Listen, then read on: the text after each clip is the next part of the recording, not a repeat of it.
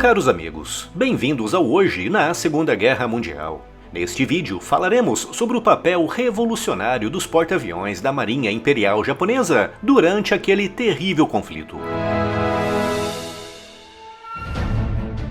A história da aviação naval japonesa começa em 1914, durante o cerco de Tsingtao, onde os primeiros aviões japoneses executaram missões de reconhecimento e bombardeio contra posições alemãs. Esse evento revelou o potencial da aviação como uma extensão poderosa do poder marítimo. Inspirados pela Royal Navy, os japoneses embarcaram na construção da sua frota de porta-aviões.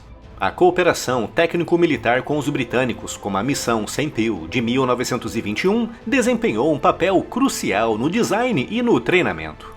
Em 1922, o Japão apresentou ao mundo o Hosho, a primeira embarcação no mundo construída especificamente para atuar como um porta-aviões. Esse navio marcaria o início de uma nova era na guerra naval. Nos anos 20 e 30, a Marinha Imperial Japonesa começou a experimentar com grandes conversões, transformando cruzadores de batalha incompletos em porta-aviões. O Akagi e o Kaga foram frutos desse esforço, surgindo como poderosos porta-aviões com armamento pesado e grande capacidade de transporte de aeronaves. O Akagi, por exemplo, foi redesenhado após o Tratado de Washington, que limitava a construção de navios de guerra. Ele apresentava um convés duplo, uma característica peculiar que refletia as incertezas iniciais sobre como maximizar a eficácia das operações aéreas. Mais tarde, foi modificado para adotar um convés único, bem mais adequado para operações com caças e bombardeiros. Todas essas inovações colocaram o Japão à frente de outras potências navais no que dizia respeito ao uso estratégico de porta-aviões. Por volta de 1941, a Marinha Imperial já possuía 9 porta-aviões operacionais, um feito impressionante considerando os desafios tecnológicos e industriais da época, posicionando o Japão como a segunda maior força naval de porta-aviões no mundo, atrás apenas do Reino Unido, com 12 embarcações, e à frente dos Estados Unidos, com 8. No início da guerra, os porta-aviões japoneses foram o centro de uma doutrina naval única que via a aviação como uma ferramenta ofensiva primária. Os ataques devastadores a Pearl Harbor e nas Filipinas demonstraram muito bem essa abordagem. O uso combinado de caças Mitsubishi A6M0 e bombardeiros embarcados transformou esses navios em plataformas móveis de destruição. A tripulação e os pilotos japoneses também estavam entre os mais bem treinados do mundo. Bem ao contrário dos pilotos americanos, que em 1941 praticamente não tinham experiência nenhuma de combate, a campanha na China, desde 1937, proporcionou uma experiência prática inigualável aos japoneses, preparando as forças para as intensas batalhas do Pacífico. Desse esforço surgiram autênticos monstros navais, como o Shokaku e o seu navio-irmão, o Zuikaku, considerados os porta-aviões mais poderosos do Japão. O Shokaku e o Zuikaku podiam transportar até 72 aeronaves, incluindo os famosos caças Mitsubishi Zero, bombardeiros Nakajima B-5N e bombardeiros de mergulho Aichi D-3A. Diferente de porta-aviões anteriores como o Akagi, os Shokaku foram projetados com melhor proteção contra torpedos e bombas, o que aumentou a sua sobrevivência em combate. Vinham equipados com turbinas a vapor mais eficientes, o que lhes proporcionava velocidades de até 34 nós, tornando-os rápidos e muito ágeis.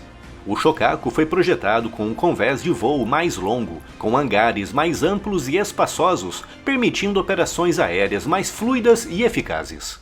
Apesar de sofrerem danos graves em batalhas, como na Batalha do Mar de Coral, ambos os navios demonstraram uma notável capacidade de resistir a ataques e retornar ao serviço após reparos.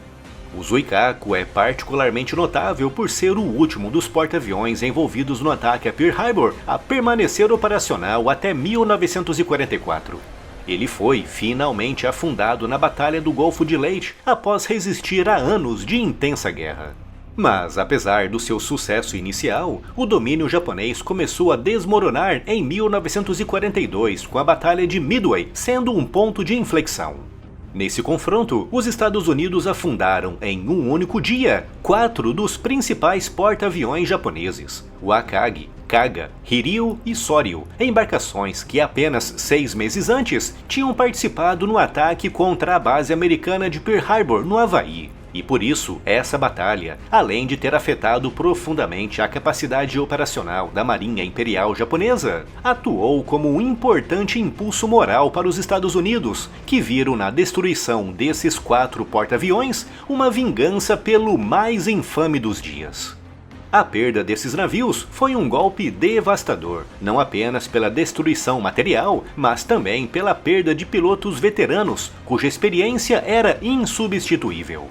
A capacidade industrial limitada do Japão tornou impossível substituir os navios e homens perdidos em um ritmo competitivo com os Estados Unidos. O Shokaku e o Zuikaku, que haviam sobrevivido, continuaram desempenhando papéis críticos, mas a superioridade numérica e tecnológica dos aliados tornou-se avassaladora. Mesmo com o colapso do Japão no final da guerra, o impacto dos porta-aviões da Marinha Imperial na doutrina naval moderna não pode ser subestimado. Os japoneses foram os pioneiros em demonstrar o potencial estratégico de grandes operações aéreas navais. Após a guerra, os porta-aviões restantes, como o Hosho, foram relegados a funções secundárias, como transporte de prisioneiros e repatriação de tropas. O Hosho, que começou a sua carreira como símbolo de inovação, terminou como sucata em 1947. O legado desses navios, no entanto, perdura. Eles mostraram ao mundo como o poder aéreo poderia transformar o campo de batalha naval, pavimentando o caminho para a dominação dos porta-aviões no pós-guerra. É fascinante observar como o Japão, um país com recursos naturais tão limitados, conseguiu criar uma força naval tão avançada. Isso reflete uma combinação de engenhosidade técnica, treinamento rigoroso e estratégia visionária.